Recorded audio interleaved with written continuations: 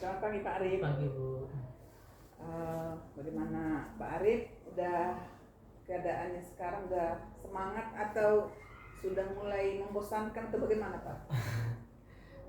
Masih semangat ya Bu. Masih semangat Masih tetap ya? semangat. Ya, karena memang ini yang terakhir. Iya Bu. Pasti semangatnya sudah memuncak ini, ya karena sebentar lagi selesai. Ya, terkait dengan pendampingan kita hari ini fokus untuk membahas tentang apa yang sudah Bapak pernah lakukan selama 6 bulan terakhir ini. Kemudian apa yang menjadi feedback dari hasil survei yang telah Bapak lakukan selama PI 2 sudah pernah dilakukan, kemudian dilakukan lagi di IPI 6 ini. Bagaimana hasilnya dari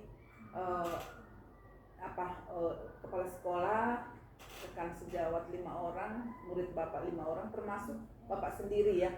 Nanti bagaimana Bapak bisa melihat perkembangan yang sudah Bapak lakukan.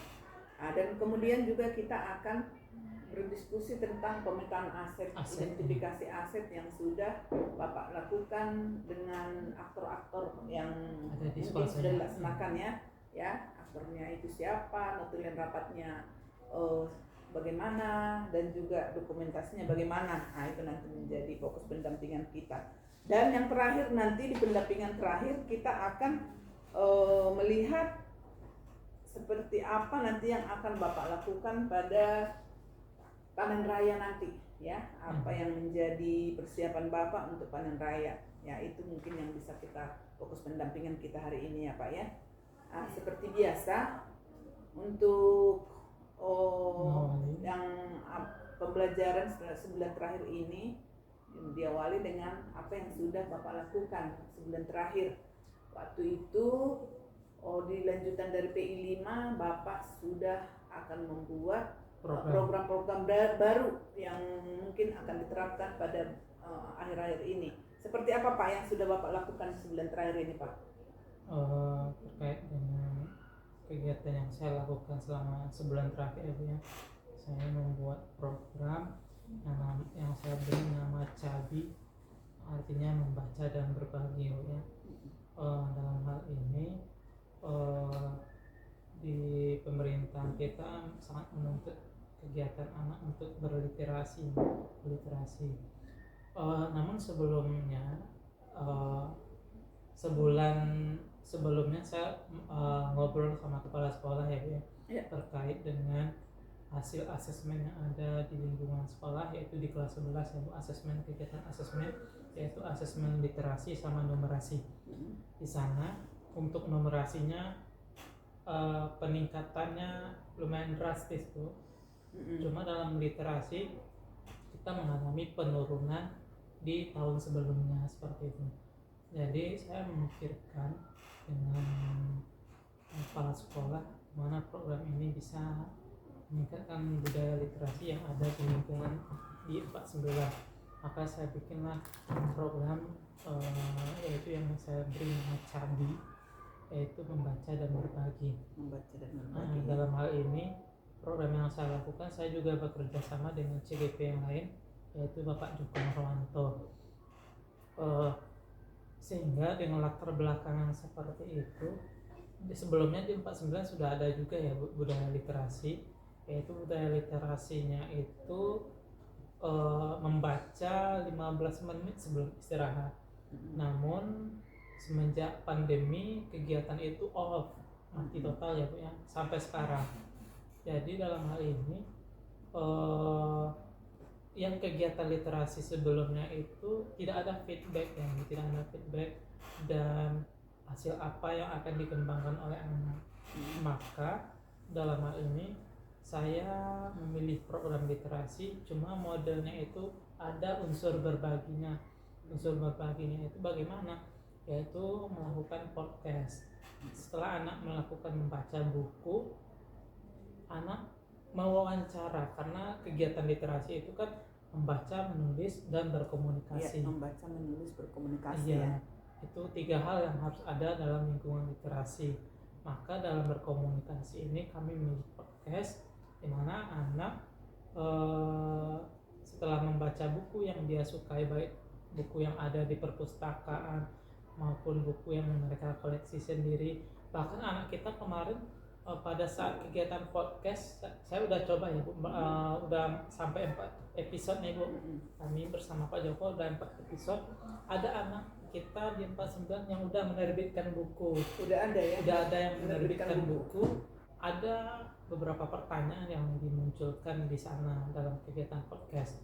Yang pertama, kenapa kamu memilih buku ini? Apa gambaran umum buku yang kamu baca seperti itu, Bu? Yang kedua, pertanyaan yang munculkan di sini, apa? Sebutkan unsur-unsur yang positif yang ada dalam buku itu sebanyak 5 buah ya, Bu. Dan yang ketiga, pertanyaan ketiga, motivasi apa yang kamu peroleh dari membaca buku ini, dan motivasi apa yang akan kamu sampaikan kepada teman-teman kamu yang lain. Nah, 5 ini yang terus kami kembangkan dalam kegiatan podcast. Namun pada saat bersosialisasi dengan kepala sekolah ya Bu ya, bersosialisasi dengan kepala sekolah terkait dengan program yang kami buat ini, kepala sekolah meminta, kan karena ini kan model berkomunikasinya podcast, tentu kamu Pak Arif dan Pak Joko harus berkomunikasinya itu harus semua lapisan, baik itu guru maupun siswa. Dalam hal ini kepala sekolah meminta kami ya Bu ya, untuk pengembangan selanjutnya kegiatan podcast yang dibikin itu harus bekerja sama dengan guru ya, terutama terkhusus guru bahasa Indonesia, yaitu membuat semacam resume yang ada pada podcast seperti itu. Nah, itu ya program yang akan dikembangkan nanti ke depannya bersama rekan sejawat. Walaupun nanti saya nggak di sini ya Bu ya, walaupun nanti saya pindah, nanti saya akan terus mengembangkan program yang ada, yaitu program Cabi ini di tempat Bapak mengajar di ya? tempat yang baru nanti.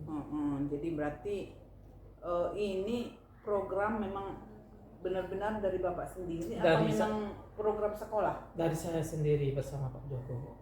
Dari Bapak sendiri Iya. yang membuat program ini dan yang melaksanakan program ini dan memantau terus program ini terus sehingga program. ada anak yang sudah bisa mengarang buku, menerbitkan ya, bukan mau udah terbit ya bukunya Bu, udah ada ISBN-nya dan menerbitkan. Ya. Menerbitkan sebuah buku ya, karangannya sendiri ya, karangan dia sendiri, yang bernama Dara kelas 11 OTKP. Wah, luar biasa Pak Arif ya. Semoga nanti kalau udah selesai pun nanti pembelajaran guru penggerak ini lanjut terus Pak. Terus dikembangkan. Jangan hanya Dara lagi, tapi banyak lagi nanti yang bisa. Dengan dia menerbitkan buku kan berarti memberikan motivasi dengan pada teman-teman ya, yang lain. udah semakin yang lain juga akan bisa gitu Pak. Itu luar biasa yang sudah Bapak lakukan ya. Terkait dengan refleksi hasil survei 360 derajat ya, ini hasil yang sudah tadi saya baca Pak, yang sudah saya print dari LMS, umpan balik yang diberikan oleh rekan sejawat, kepala sekolah, dan murid-murid Bapak ya. Nanti baca sebentar Pak, biar nanti akan saya berikan beberapa pertanyaan pemantik terkait dengan hasil ini Pak. Baik Bu, saya bacain. Pertanyaan yang pertama, apa saja poin pembalik?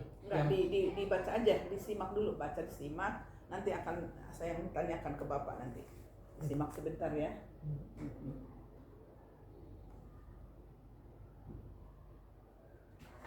Sudah memahami ya Pak ya? Sudah. Apa yang sudah dibuat di situ. Ya, ini menjadi pertanyaan setelah Bapak tadi membaca dengan kata-kata sendiri, mungkin Bapak sudah bisa menjelaskan ya Pak ya, karena sudah memahami dari apa yang menjadi analisis yang telah mereka lakukan. Berdasarkan hasil feedback 360 derajat yang sudah dilakukan oleh 5 orang guru, 5 orang rekan sejawat, dan kepala sekolah. Saya mau menanyakan nih beberapa pertanyaan. Ya, Menurut Bapak apa yang perlu ditingkatkan menurut responden yang tadi sudah Bapak baca itu terhadap kompetensi Bapak? Bapak jelaskan menurut masing-masing responden ya, apa yang perlu ditingkatkan itu untuk dari kepala sekolah seperti apa, dari rekan sejawat seperti apa, dan termasuk dari murid-murid Bapak sendiri. Baik Bu, yang pertama dari yang perlu ditingkatkan kepala sekolah dulu ya Bu ya. Ya.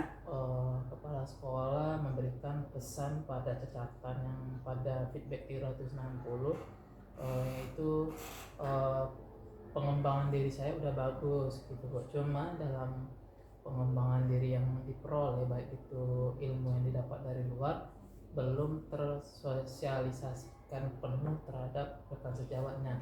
Artinya dalam hal ini pengembangan diri udah bagus, cuma untuk feedback yang diberikan kepada rekan sejawat itu yang masih kurang ya Bu. Yang kedua dari rekan sejawat, bagaimana tadi memang perlu ditingkatkan dari pengembangan diri dari kepala sekolah, masih ada yang perlu ditingkatkan tadi? Pengembangan diri udah bagus, cuma dalam hal ini pengembangan dirinya belum disampaikan kepada rekan sejawat seperti itu. Belum berbagi ya? Belum berbagi praktik. Pengembangan diri yang sudah dimiliki ya, pengembangan diri yang sudah dimiliki belum dibagikan ya, belum dibagikan secara maksimal dan harapannya masih harus meningkat, masih harus berbagi lagi yang meningkat ya. Ya, itu yang pertama. Kemudian lanjutkan Pak. Dari rekan sejawat secara umum ya Bu, secara umum pengembangan diri yang sudah diperoleh baik itu dari CGP maupun dari luar PPG gitu ya, harus dikembangkan lagi ke dalam manajemen sekolah seperti itu intinya ya. Harus dikembangkan ke dalam sekolah ini ya, ke dalam lingkungan sekolah. Iya, rekan sejawat dari murid, dari anak-anak, dari siswa Bapak sendiri. Secara umum hal yang perlu ditingkatkan karena ada nilai yang cukup sekali yang saya lakukan, yaitu kegiatan melihat praktik baik yang saya lakukan dalam kelas terhadap rekan sejawat. Rencana Bapak ke depannya harus menjadi aktor ya, menjadi aktor utama lah nanti setelah selesai pembelajaran ini, harus menjadi aktor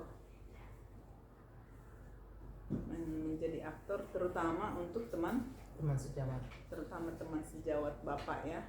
Walaupun nanti pembelajaran ini sudah berakhir kan, sudah mau selesai kan.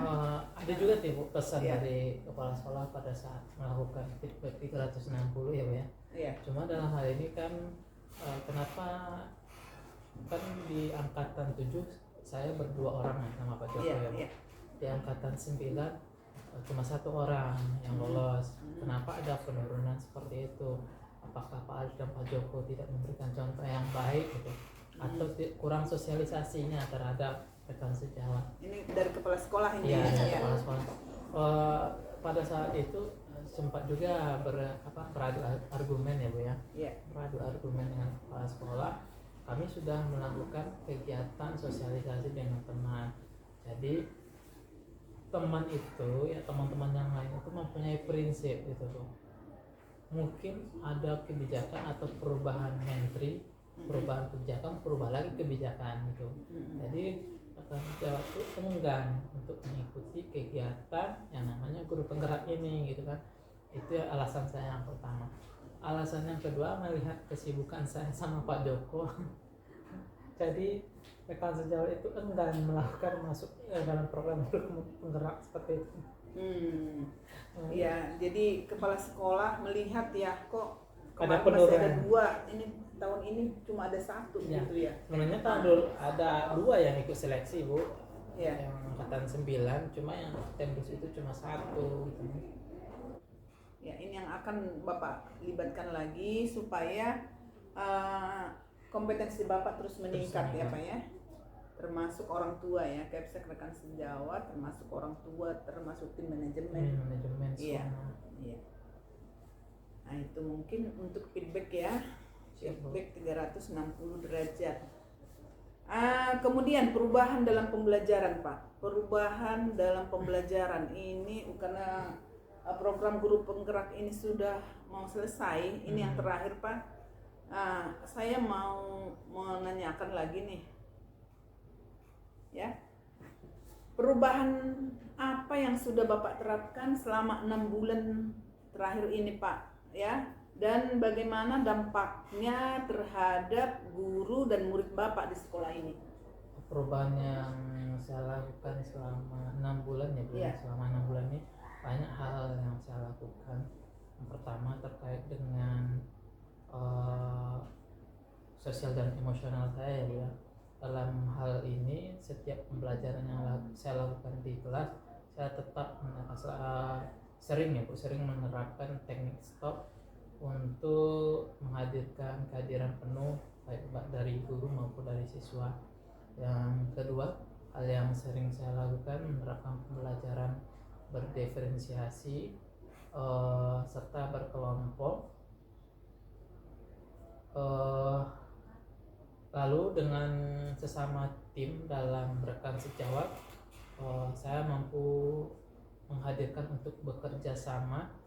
Contoh terkait dengan kegiatan P5, bisa bekerja sama dengan guru-guru yang terlibat dalam kegiatan P5 maupun kegiatan-kegiatan kepanitiaan yang ada di lingkungan sekolah. Selanjutnya, pengembangan diri yang terus saya tingkatkan. Saya melakukan kegiatan pelatihan yang tujuannya untuk meningkatkan kompetensi saya pribadi yang akan saya kembangkan untuk anak-anak saya di sekolah gitu. Iya, pelatihan untuk Pengembangan diri, pengembangan kompetensi ya. Iya Bu. Berarti semua yang sudah dipelajari di program guru penggerak sudah Bapak laksanakan ya, sudah diterapkan ya. Iya, Bu. Jadi ya terjadi perubahan selama 6 bulan terakhir karena di setiap pembelajaran di kelas Bapak sudah melaksanakan teknik stop mindfulness ya kan, mindfulness ini ya, supaya anak-anak fokus kembali di saat anak-anak sudah tidak fokus dalam pembelajaran ya. Kemudian menerapkan pembelajaran yang berdiferensiasi, kemudian pembelajaran yang berkelompok ya, atau berdiskusi kelompok ini ya. Kemudian sudah melaksanakan juga dan menghadirkan kerjasama yang terkait dengan kegiatan P5 dan juga kepanitiaan sekolah. Berarti Bapak sudah lebih aktif ya dengan kegiatan-kegiatan sekolah juga ya, melibatkan diri untuk ikut mendukung program sekolah, dan di pembelajaran Bapak akan sudah menerapkan apa yang sudah dipelajari di modul 1.1 sampai 3.3 ya sudah Bapak terapkan berarti ya. Ini sudah banyak yang Bapak lakukan selama 6 bulan terakhir. Dan bagaimana dampaknya terhadap guru dan murid di sekolah ini Pak?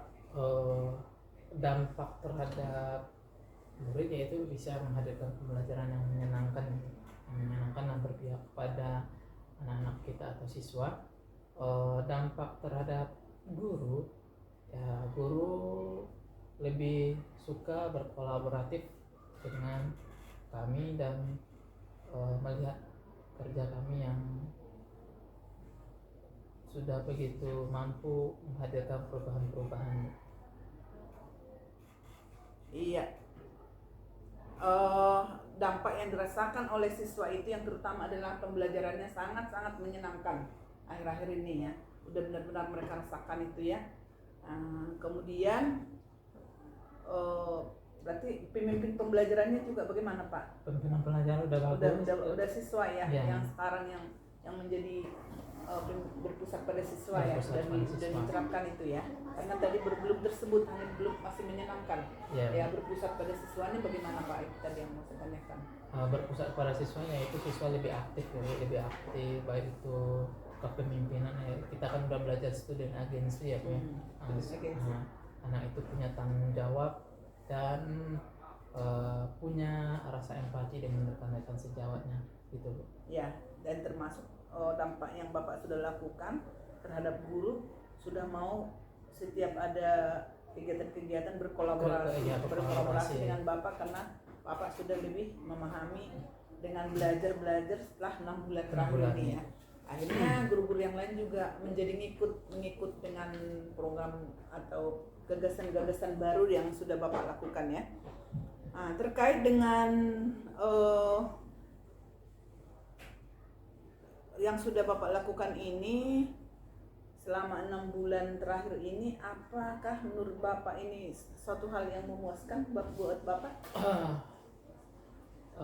Kegiatan yang saya lakukan selama 6 bulan ini adalah sesuatu yang memuaskan. Banyak hal-hal baru yang saya peroleh, terutama yang filosofi Ki-Hajar Dewantara yang merubah pola pemikiran saya dalam proses mengajar atau mendidik anak kita. Terus yang lebih mengesankan lagi ada pembuatan program harus berdasarkan bagja, seperti itu. Ada proses-proses yang harus dilalui, ada pertanyaan-pertanyaan yang mesti dijawab agar program yang kita lakukan itu lebih sukses dan bisa berdampak lebih baik, seperti itu Bu. Terkait dengan kegiatan pembelajaran sosial emosional, kita sebagai guru tidak memaksa ya Bu, dan memaksa anak untuk bisa, tapi kita harus memberikan fasilitas kepada anak untuk menghadirkan pembelajaran yang berpihak kepada murid. Di samping itu terkait dengan kita sebagai pemimpin pembelajaran, tentu kita harus tahu kekuatan atau aset yang ada di lingkungan sekolah.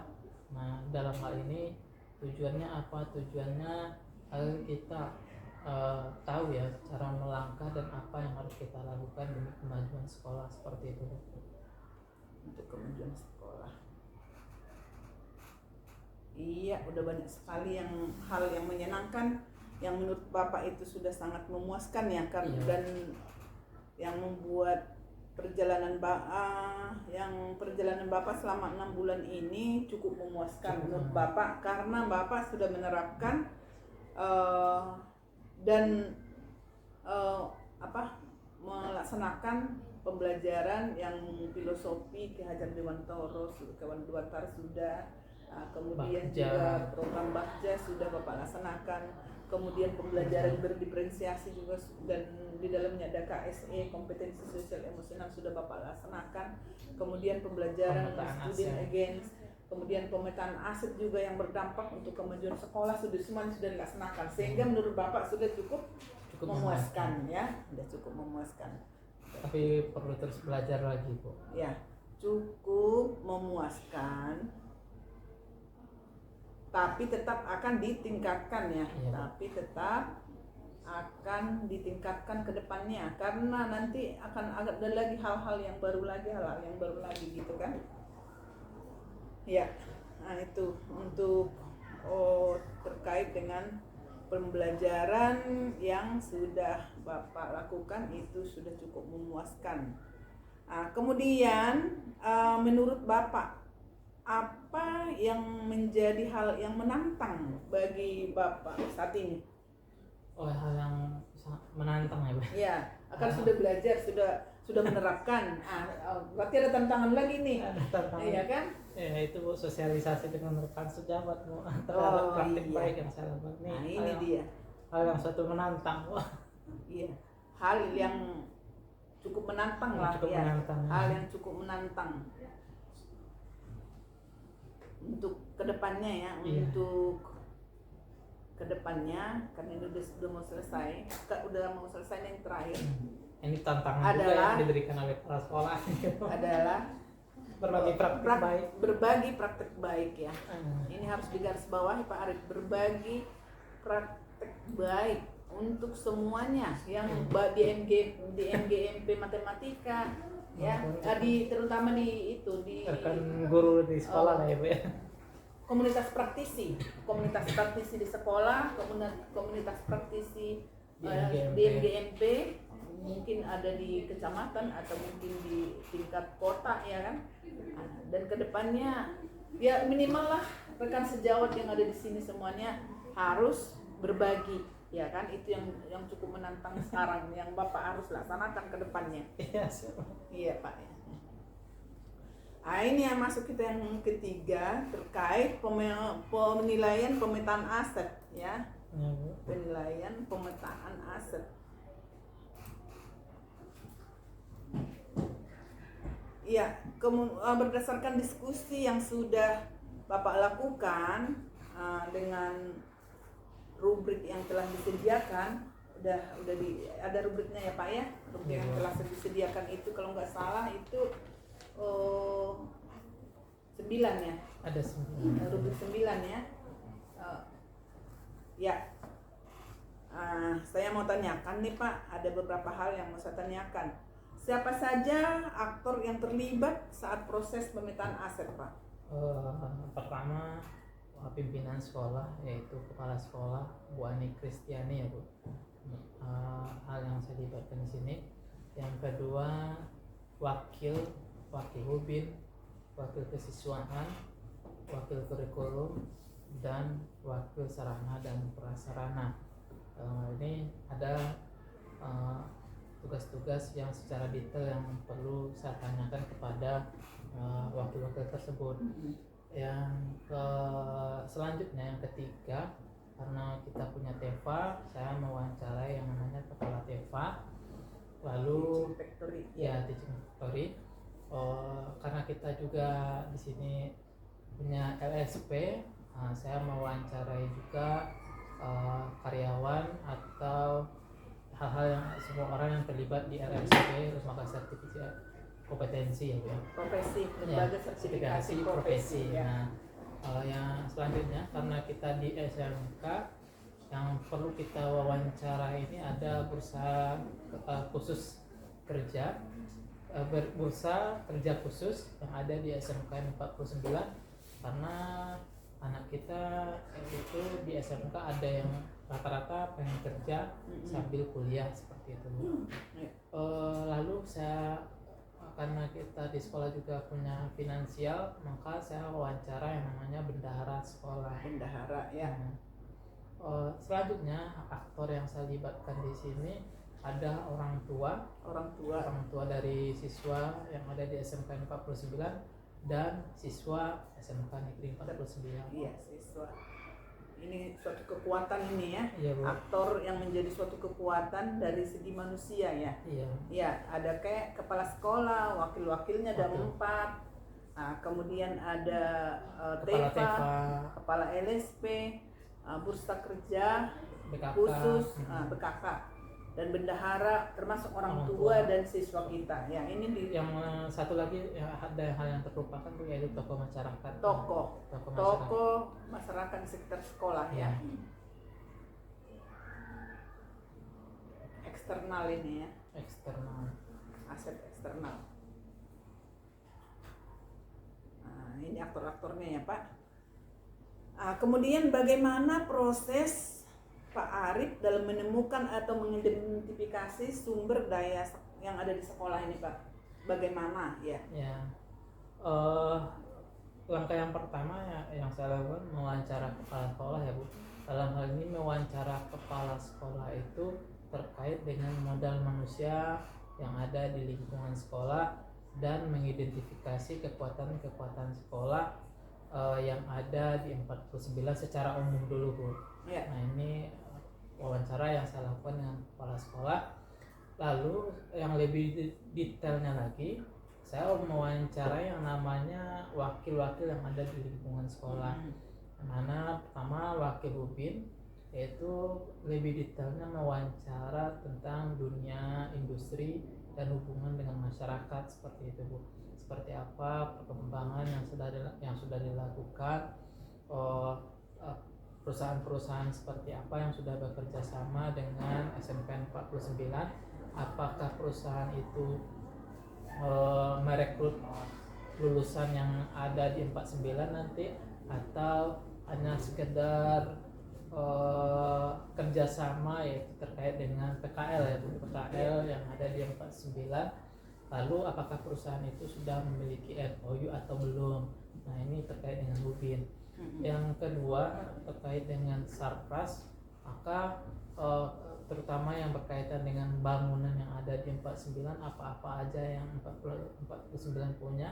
Saya mewawancarai wakil sarana dan prasarana.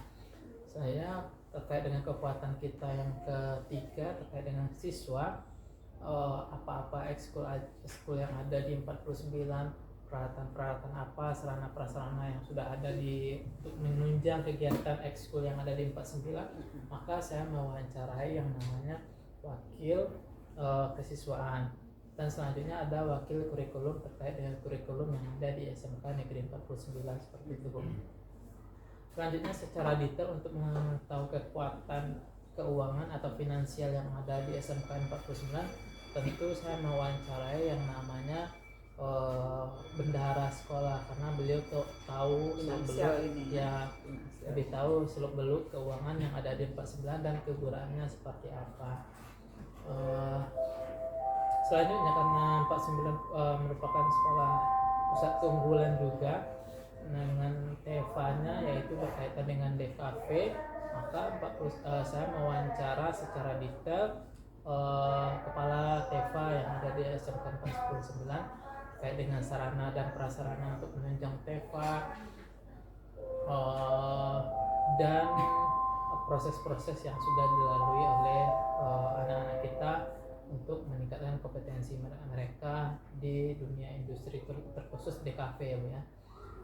Karena 49 juga punya LSP, maka saya mewawancarai karyawan LSP, dalam hal ini sekolah apa saja yang bekerja sama dengan LSP dan seperti apa bentuk program yang dilaksanakan di LSP seperti itu. Iya. Begitu juga dengan tokoh masyarakat. Tokoh masyarakat juga mengapresiasi di lingkungan 49 karena kita mempunyai aula ya,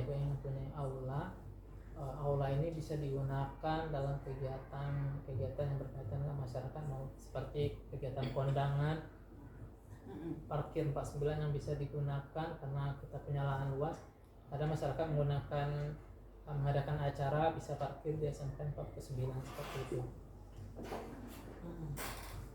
Jadi Bapak untuk mengidentifikasi sumber daya yang ada di 49, yang ada di sekolah 49 ini melakukan wawancara itu pada intinya ya. Melakukan wawancara dengan kepala sekolah, dengan wakil-wakil yang terkait dengan hubin, yang terkait dengan sarana prasarana sekolah, yang terkait dengan siswa untuk kesiswaannya, yang terkait dengan kurikulum ya. Bapak juga mewawancarai aset-aset finansial dengan bendahara sekolah. Mewawancarai bendahara sekolah ya. Kemudian Bapak juga mewawancarai TEVA. Ya. Untuk prasarana yang TEVA dan proses yang dilakukan termasuk kerjasamanya dengan industri. Ya, eksternal ya, aset eksternalnya. Nah, kemudian juga Bapak sudah mewawancarai tokoh-tokoh masyarakat, bagaimana apresiasi mereka terhadap SMK 49 ya, itu yang bisa Bapak identifikasi ya. Dan bagaimana cara Bapak untuk mendapatkan wawancara dari mengidentifikasi dari sumber-sumber daya sekolah ini ya. Nah, kemudian apa saja kendala atau tantangan yang Bapak hadapi saat melakukan identifikasi ini, Pak? Tantangan yang saya hadapi pada saat identifikasi ini ya, yang agak sedikit berat pada saat itu adalah menghadirkan tokoh masyarakat ya, yang ada di lingkungan sekolah. Ini saya cuma memperoleh satu orang, yaitu sekretaris RW 6. Nah, itu yang bisa saya hadirkan untuk menghadirkan tokoh masyarakat. Ini tantangan buat saya nih, Bu. Nah, itu aja sih, Bu. Kenapa Bapak kok begitu sulit menghadirkan tokoh-tokoh masyarakat? Emang kesibukan, Bu, karena waktunya Bapak yang kurang ya. Waktunya kurang, terus tokoh masyarakat itu tentu punya kesibukan juga ya, Bu ya. Nah, beliau juga kerja, bisa dihadirkan pada hari Sabtu atau hari Minggu seperti itu. Ya, jadi tantangannya salah satunya di waktu ya. Waktu. Waktu. Nah, kemudian bagaimana perasaan Bapak ketika berhasil mengidentifikasi sumber daya sekolah? Perasaan sekarang Pak? Kalau perasaan sangat senang ya Bu ya. Nah, karena menjadi seorang pemimpin dalam proses pembelajaran itu kita harus tahu kekuatan atau aset yang harus dimiliki di sekolah, setiap sekolah. Intinya senang Bu. Ya, Dan puas. senang karena sudah harus tahu ya, harus tahu kekuatan sekolah.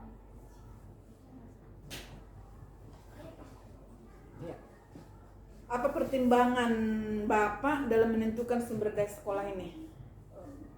Pertimbangan yang saya lakukan yaitu direct mind and direct place ya Bu ya. Mewawancara orang yang tepat untuk memetakan lebih akurat seperti itu Bu. Harus lebih akurat ya. Jadi nggak salah-salah, nanti malah salah identifikasi lagi, nanti malah merugikan ya kan, bukan yang menguntungkan tapi merugikan ya kan. Itu pertimbangannya jadi intinya lebih akurat. Apa terdapat hal lain Pak yang dapat dijadikan menjadi sumber daya sekolah yang belum Bapak tadi sebutkan atau belum ditemukan dalam proses yang sudah berlangsung? Lingkungan kekuatan yang dimiliki eksternal mungkin ini ya. Kekuatan yang belum saya sampaikan tadi. Di lingkungan sekolah kita juga punya berdekatan dengan lingkungan TNI, polisi dan Satpol PP maupun kantor-kantor pemerintahan ya Bu. Nah, dalam hal ini dengan TNI kita juga sudah pernah bekerja sama, yaitu terkait dengan latihan dasar kepemimpinan siswa yaitu di Babek TNI. Namun dalam kurun waktu 3 tahun ini belum terlaksana kembali karena banyak kendala ya yang dihadapi di lingkungan sekolah maupun di luar di lingkungan TNI. Namun dalam hal ini kita punya pengganti, kita mengadakan kegiatan LDKS dengan Pamong Praja yang di Jakarta Utara gitu. Pamong Praja ya. Itu aja Pak, masih ada yang lain? Sudah Bu, dalam hal ini juga kita bekerja sama dengan Satpol PP karena Satpol PP juga punya program ya Bu, anti narkoba, anti kenakalan remaja. Maka Satpol PP itu mengajak siswa untuk keliling di lingkungan masyarakat yang ada di sini Bu. Iya. Untuk menyuarakan itu. Iya. Jadi masih ada aset eksternal yang tadi belum Bapak munculkan, yang masih bisa diidentifikasi untuk dijadikan menjadi sumber daya sekolah. Jadi ya, seperti Babek TNI, Pamong Praja untuk LDKS, kemudian tadi ada Satpol PP untuk apa tadi Satpol PP? Sosialisasi kenakalan sosialisasi ya. Dan pelajar anti narkoba. Sosialisasi kenakalan remaja. Iya, jadi ini semuanya sudah diinput di LMS ya Pak ya? Sudah. Udah, kalau misalnya foto-fotonya tadi masih harus diedit Pak, saya lihat di LMS-nya masih foto-fotonya masih belum komplit ya Pak ya? Jadi nanti diedit lagi, pokoknya Bapak tampilkan yang terbaik dari identifikasi pemetaan aset yang sudah Bapak lakukan. Siap. Jadi nanti saya periksa ulang lagi nanti apa yang Bapak input di sana ya. Termasuk notulen-notulen yang sudah Bapak sudah buat di LMS, sudah dibuat di LMS. Ya, coba Pak saya lihat notulen-notulennya Pak. Sama foto-fotonya selain yang diinput. Foto-fotonya baru di WhatsApp. Nanti saya kirim ya. Oh ya udah. Nanti saya gabungin semua, saya kirim. Iya. Ini diinput semua di LMS ya Pak ya. Sudah saya. Ya udah, ini kalau sudah diinput di LMS Bapak pegang aja dulu semua pemetaan aset ini. Nanti akan kita kumpulkan saat panen raya semua dokumen Bapak ya. Ya Bu. Terkait dengan panen raya Pak, persiapan panen hasil belajar ya, di terakhir setelah Lokakarya 7 nanti besoknya itu kita akan adakan panen raya. Lokakarya 7 itu sehari, tapi siangnya itu langsung persiapan pemasangan buat dipamerkan di panen raya tanggal 8. Jadi tanggal 8 itu seharian, tanggal 7 kita seharian, bahkan sampai malam nanti Pak kita akan buat stand kita, termasuk stand kita satu kelompok, tapi kelompok itu masing-masing bikin sendiri-sendiri lagi ya. Ini punya saya, kapling-kaplingnya lagi ya, hasil dari masing-masing. Dengan terkait dengan persiapan panen hasil belajar ya, kira-kira apa yang nanti Bapak tampilkan Pak di panen hasil belajar itu? Apakah ada ide untuk persiapan panen hasil belajar nanti Pak dari Bapak sendiri? Kalau ide yang akan saya tampilkan itu ya Bu, saya akan munculkan program yang saya buat hari ini. Itu ya program cabai ini nanti saya munculkan. Yang kedua kita kan ada apa namanya itu Bu, apa namanya yang dari modul ya, jurnal ya Bu ya, jurnal nanti saya juga munculkan nanti Bu. Ya, jadi supaya Bapak nanti bisa menunjukkan program Bapak yang termasuk Cabi ini, Cabi membaca dan berbagi. Jadi Bapak nanti bisa videoin perjalanan Bapak membimbing anak ini, ya. Saran dari saya ya, karena Bapak munculkan tadi ide Bapak program Cabi akan dibuat di panen raya, videokan.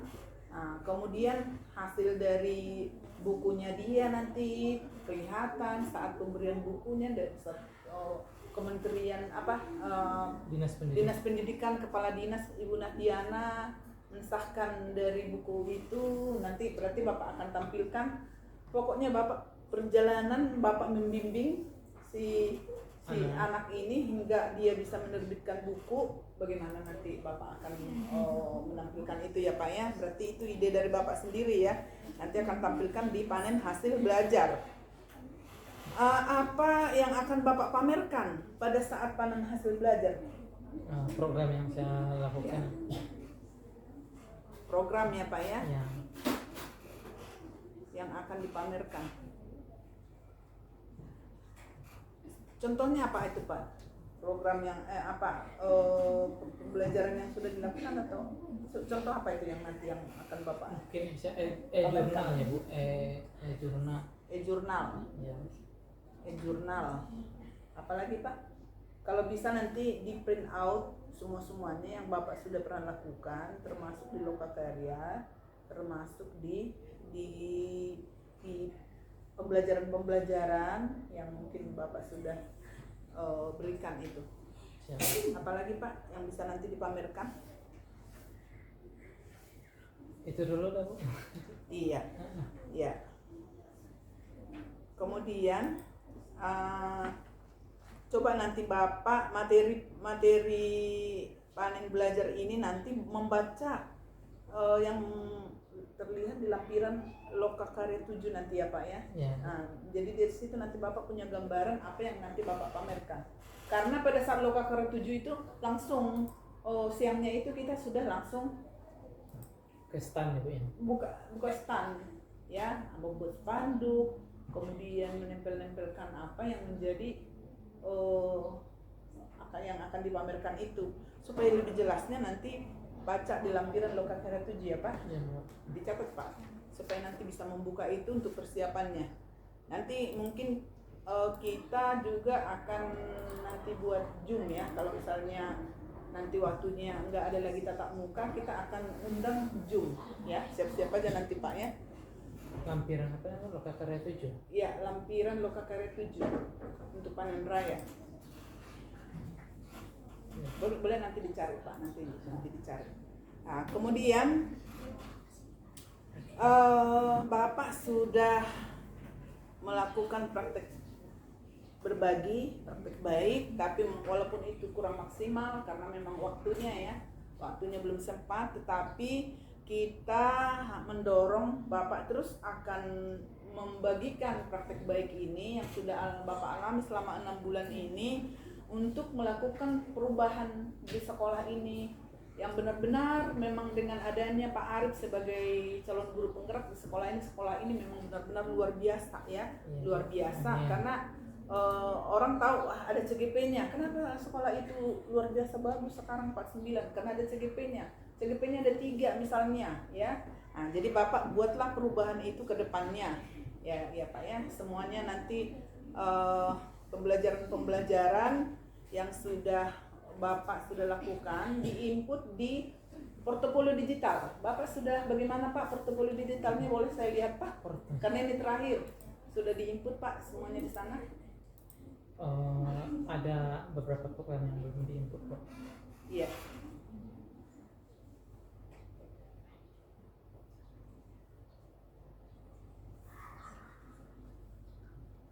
Tapi coba saya lihat dulu apa yang sudah ada Bapak buat di situ. Portofolio digital.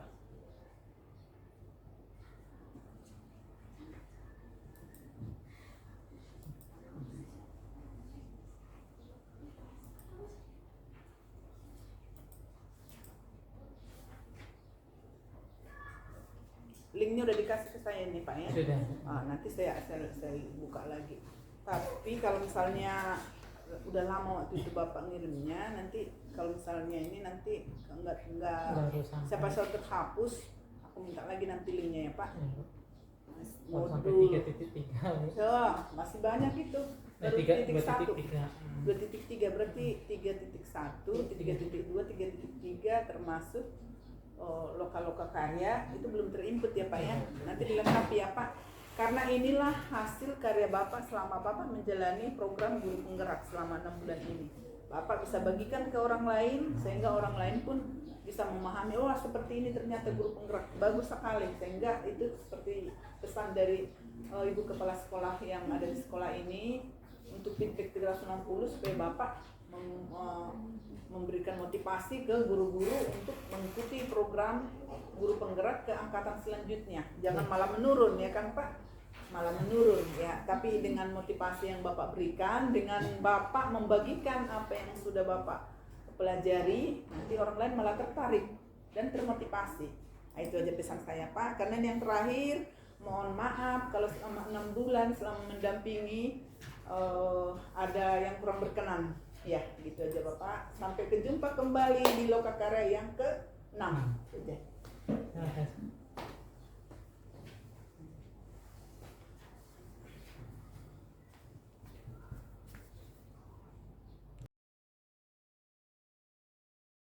Assalamualaikum warahmatullahi wabarakatuh. Salam sehat buat kita semuanya. Jumpa lagi dengan Bapak Arif dalam pembelajaran matematika.